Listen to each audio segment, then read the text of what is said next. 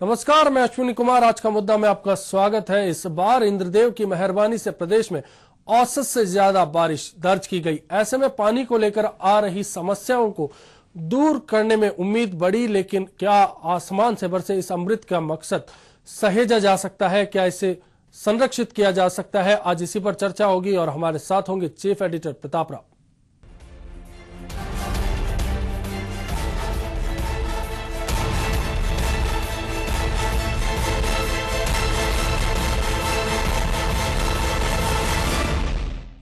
दरअसल भारत और खासतौर पर राजस्थान की संस्कृति में जल को अमृत की संज्ञा दी गई है, लेकिन क्या इसकी कीमत को समझा जा रहा है? पेश एक रिपोर्ट।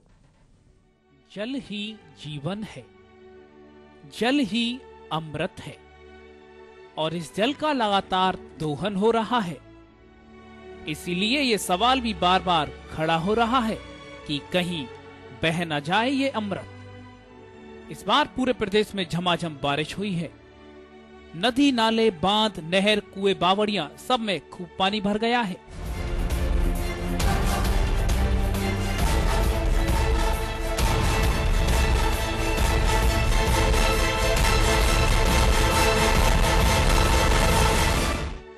लेकिन सवाल यही है कि क्या ये पानी संरक्षित रहेगा या फिर बर्बाद कर दिया जाएगा। बढ़ती हुई जनसंख्या और भौतिकवादी साधनों के कारण जल का दोहन लगातार बढ़ता ही जा रहा है। साथ ही साथ लोग जल संरक्षण के साधनों को भी उपयोग में नहीं लाते हैं।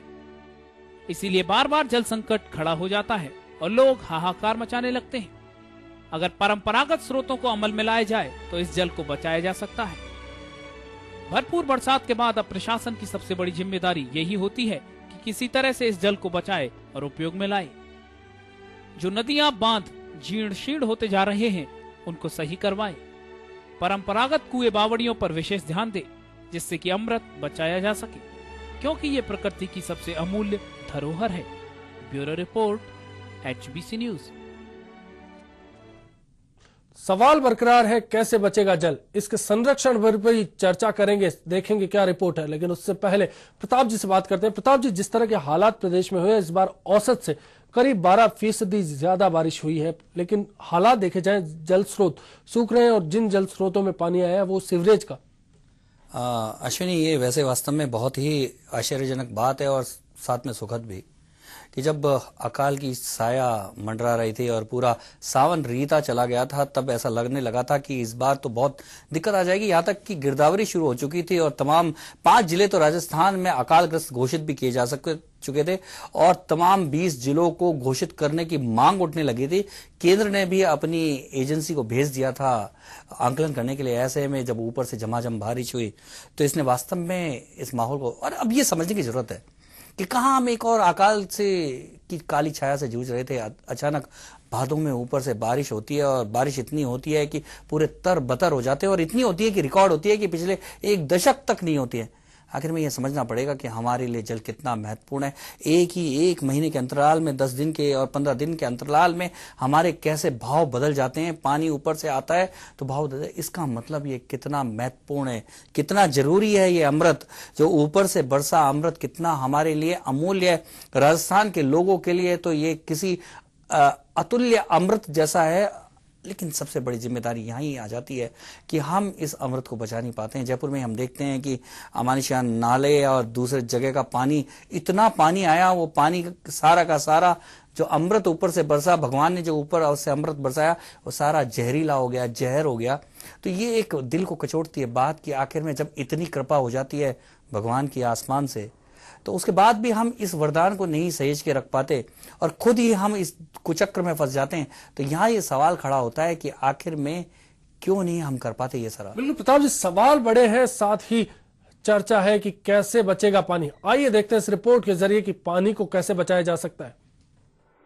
जल को बचाना केवल प्रशासन की ही जिम्मेदारी नहीं है, बल्कि हर नागरिक की जिम्मेदारी है। परंपरागत स्रोतों को आधार बनाकर जल को संरक्षित किया जा सकता है। स्नान करते समय बाल्टी में जल लेकर शॉवर या टब में स्नान की तुलना में बहुत जल बचाया जा सकता है। रसोई में जल की बाल्टी या टब से अगर बर्तन साफ करें तो जल की बहुत बड़ी हानि रोकी जा सकती है। गांव और कस्बों में छोटे तालाब बनाकर वर्षा के जल को संरक्षित किया जा सकता है और बाद में उपयोग में लाया जा सकता है। नगरों और महानगरों में नालियों के पानी को गड्ढे बनाकर संरक्षित किया जाए तो पेड़ पौधों की सिंचाई की जा सकती है। जिन वादों में से जल का रिसाव हो रहा है उनको दुरुस्त किया जाए। घरों में टंकियां बनाकर वर्षा के जल को संरक्षित किया जाए। ज्यादा से ज्यादा वृक्षारोपण किया जाए। Bureau report, HBC news. कुछ परंपरागत तरीके हमारे सामने थे। प्रताप जी, जिस तरह के हालात अभी हैं, जिस तरह से पानी को लेकर बातें हैं, जैसे ही गर्मियों का दौर आता है अक्सर सवाल खड़ा होता है कि पानी नहीं, पानी नहीं, पानी नहीं। सरकार योजनाएं लाती है लेकिन उन पर भी अमल नहीं होता। ये तो आदत की बात है। ये हर आदमी अपने जीवन में कुछ दिनचर्या बना के, अनुशासन बना के किस तरह से थोड़ा थोड़ा पानी इकट्ठा कर सकता है। जो शोषण कर रहा है पानी का, जो मिसयूज कर रहा है, उसको रोक कर किस तरह से पानी को सहेजा जा सकता है, ये उसके कुछ उदाहरण थे। लेकिन इससे भी बड़ा सवाल है कि इतना अमृत बरसा है, आखिर में उसको भी सहेज के रखने की जरूरत है। वो कटोरियों में और ग्लासों में और थालियों में नहीं सिमटा जाएगा। वो थोड़े थोड़े पानी खर्च करने से इतना सारा जो अमृत बरसा है, आखिर में जो हमारी बावड़ियां थी, हमारे जो तालाब थे, हमारे जो पोखर थे, हमारे जो कुएं थे, क्यों नहीं साफ हुए?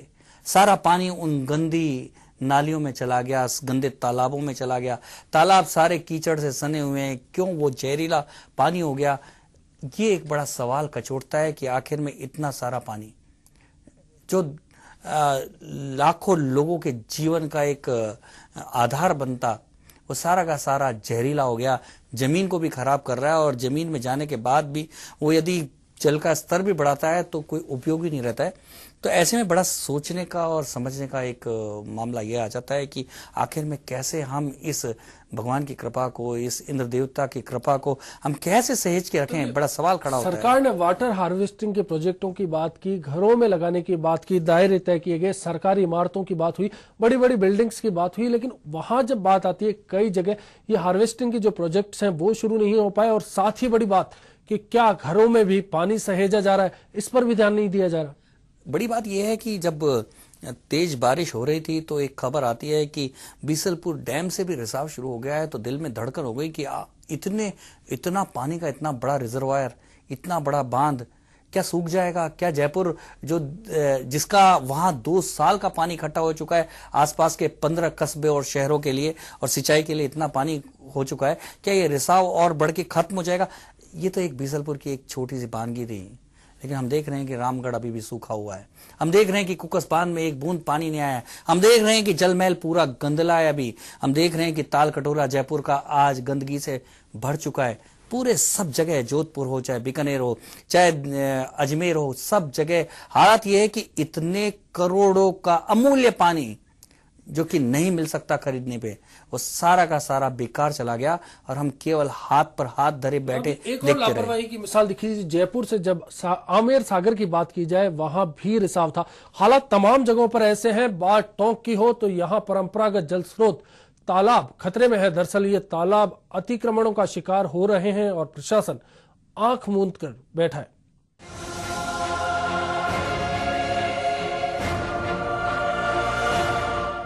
इसे दिया तले अंधेरा कहा जाए या कानून की अवहेलना या फिर विनाश काले विपरीत बुद्धि। जिन तालाबों में बारिश के पानी का संरक्षण किया जा सकता हो, तालाबों का खुद ही संरक्षण नहीं हो पा रहा है। टोंक में तालाबों पर अतिक्रमण किया जा रहा है और सोचने वाली बात यह है कि तालाब की जमीन पर सरकारी भवन बनाए जा रहे हैं। अतिक्रमणों को हटाने वाली संस्था नगर परिषद ही न्यायालय के नियमों को धड़ल्ले से माखौल बना रही है। जिन तालाबों के रखरखाव की जिम्मेदारी जिला प्रशासन पर है, वो ही तालाबों का वजूद मिटाने में लगा हुआ है। एक और न्यायालय ने सभी तालाबों और जल संग्रहण क्षेत्रों को अतिक्रमण मुक्त कराने के लिए सरकारों को निर्देश दिए हैं। वहीं टोंक में यहाँ की नगर परिषद ही तालाबों को अतिक्रमण मुक्त कराने के बजाय खुद ही तालाबों में सामुदायिक भवनों का निर्माण करा रही है और यहाँ के अधिकारी भी मनमर्जी से काम कर रहे हैं। तो नगर परिषद जहाँ भी निर्माण करवा रही है, खुद की जमीन पर करवा रही है। और ये जो प्रोजेक्ट सैंक्शन हुए हैं जिला परिषद के थ्रू हुए, वो बगैर स्वामित्व दे के कोई करता नहीं, स्वीकृत स्वामित्व जब हमारा होगा तभी तो हम निर्माण करेंगे। वाटर सोर्स है तो वो है ही नहीं, वाटर सोर्स है जो तो जमीन है, आबादी की जमीन है, छावनी में जो आबादी की जमीन है। जल है तो जीवन है, ये बात भले ही आम जनता के गले उतरती हो, पर लगता है कि ये बात सरकारी महकमों को समझ में नहीं आती है और इसीलिए जल के ऊपर खतरा लगातार बढ़ता ही जा रहा है। ऐसे में सवाल खड़ा होता है कि कैसे होगा जल संरक्षण, और सवाल ये भी खड़ा होता है कि कैसे बचेगा अमृत। टोंक से रवि टेलर की स्पेशल रिपोर्ट। पूरे मामले को हमने देखा, हमारे संवाददाता रवि फोन लाइन पर जुड़ चुके हैं। रवि, आपसे जानना चाहेंगे, नगर परिषद के अधिकारियों से आपने जब बात की तो साफ तौर पर कह रहे हैं कि आबादी की जमीन थी, लेकिन क्या ये आबादी की जमीन थी? क्या यहाँ पर तालाब नहीं था? ये सवाल उनके जहन में नहीं उठता? देखिए अश्विनी, पूरी तरह कहा जा सकता है कि नगर परिषद की कोई जमीन नहीं है। हो सकता है नगर परिषद के खाते में लगी हो, लेकिन टोंक के इतिहास से इसका जुड़ाव है। दोनों ही टोंक के इतिहास के अंदर तालाब में दर्ज हैं। दोनों ही ऐसी जगह जिसने भी टोंक में जन्म लिया है उन्हें पता है कि यहाँ हमेशा पानी भरा रहता था। पहले भूमाफियाओं ने अतिक्रमण किया और उसके बाद में अब कहा जा सकता है कि नगर परिषद ने उस जमीन पर अतिक्रमण कर लिया है। तो क्या रवि, क्या लगता है, क्यों नगर परिषद क्या उस जमीन को बेचकर या भूमाफियाओं के हिस्से में करके क्या उस तालाब को वहां नष्ट करने का प्रयास कर रही है? बिल्कुल कहा जा सकता है प्रताप जी की नगर परिषद की जो नीति रही है वो हमेशा गलत रही है। टोंक के अंदर हजारों मतलब सैकड़ों की तादाद में अवैध कॉलोनी ने पहले ही बस की है। दोनों ही तालाब ऐसे हैं जहां अवैध रूप से पहले प्लाट काटे जा चुके हैं, चारों तरफ मकान बन चुके हैं। और ये दोनों जो तालाब हैं, चाहे छावनी का मामला हो चाहे ताल कटोरा का मामला हो, सिकोड़ते गए हैं और अंतिम मोहर नगर परिषद ने लगा दी है वहां जाकर कि हमने भी अब इसके अंदर सामुदायिक भवन बना दिया है जो कि पानी से चारों तरफ से घिरे हुए हैं दोनों ही। पर रवि, एक और बड़ी देखने में आई, जो सारे चित्र दृश्य देखे उससे साफ तौर पे जाहिर था कि वो जो तालाब है वो भी कोई गंदे पानी का एक बड़ा सा एक रिजर्वायर बन चुका है। तालाब वहां शायद मेरे ख्याल से शायद उसके पास से गुजरने में भी काफी तकलीफ होती होगी।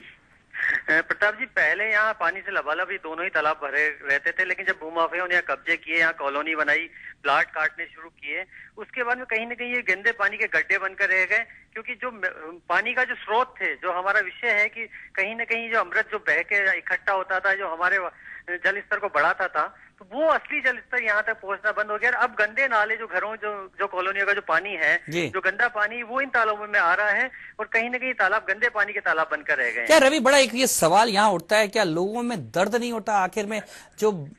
जो आसमान से जो अमृत बरसा, जो वरदान बरसा, उसको सहेजने को लेकर कहीं दर्द और पीड़ा नजर नहीं आती है टोंक के लोगों में? प्रताप जी, ये ऐसा विषय है जिसमें लोगों का दर्द होता है, लेकिन लोगों के पास जो जहां उनकी शिकायत होती है, जहां जाकर वो कहते हैं, जब वही अतिक्रमण कराने लगे, जब वही ऐसे अवैध निर्माण करने लगे, तो आखिर लोग कहाँ जाएं? क्योंकि लोगों के पास ये होता है कि वो सरकार के पास जाते हैं, राजनेताओं के पास जाते हैं, प्रशासन के पास जाते हैं। इस मामले में ये कहा जा सकता है कि लोगों की ही ये दर्द था। लोगों ने ही एचबीसी न्यूज को बताया कि ऐसा नगर परिषद कर रही है, इसका हमने। पर रवि एक सवाल बड़ा ये उठता है कि आखिर में जब सीवरेज का पानी इन तालाबों में, नदियों में, नहरों में डाल दिया जाता है, तो उस समय जनता क्यों नहीं खड़ी होती, क्यों नहीं कहती कि इस तरह से अमृत को जहर नहीं बनाया जाना चाहिए? क्यों नहीं अधिकारियों के खिलाफ लाठी भाटे जंग पे उतर आती? क्यों नहीं उनको रोक देती इस तरह से अमृत को जो नष्ट कर रहे हैं अधिकारी या भूमाफिया मिलकर?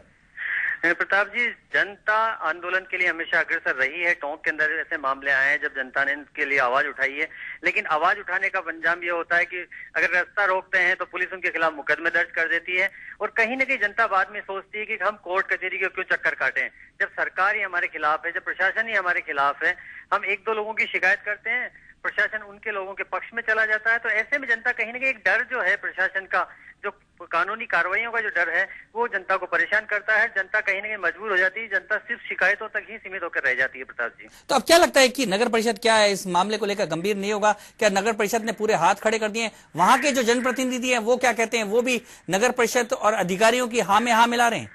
जनप्रतिनिधि अब कहीं न कहीं जनप्रतिनिधि नहीं रहकर ठेकेदार बन चुके हैं और कहीं न कहीं जो कमिश्नर का जो रवैया रहा, जो हमने बात की कमिश्नर से, तो जिस तरह से उन्होंने हमसे बात करी, जिस तरह से उन्होंने स्वीकृति दी, जिला परिषद की तरफ से ये टेंडर हुए थे, उसके बाद में नगर परिषद ने भूमि आवंटित की थी क्योंकि नगर परिषद क्षेत्र का मामला था, तो आयुक्त का जिस तरह से बात की, आयुक्त ने जिस तरह हमसे बात की, तो एक तानाशाही जो रवैया होता है किसी अधिकारी का, वो साफ तौर पर नजर आया।